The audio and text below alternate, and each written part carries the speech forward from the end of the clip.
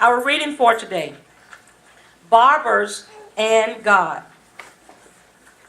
A man went to a barber shop to have his hair cut and his beard trimmed. As the barber began to work, they began to have a good conversation. They talked about so many things and various subjects.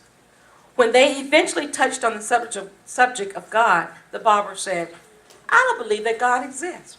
"Why do you say that?" asked the customer.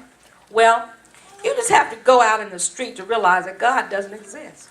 Tell me, if God exists, would there be so many sick people? Would there be abandoned children? If God existed, there would be neither suffering nor pain.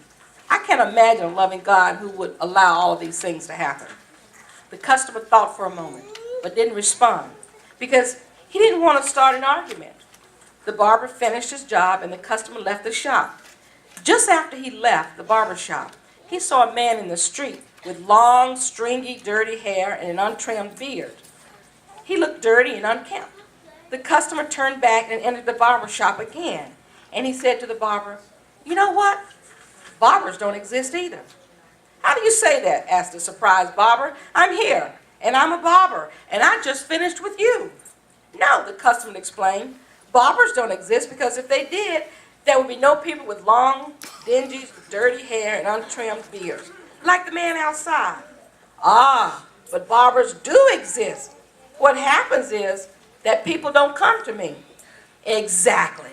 That is what I'm trying to tell you," affirmed the customer. "That's the point. God too does exist. What happens is that people don't go to him and they don't look up to him." Be blessed.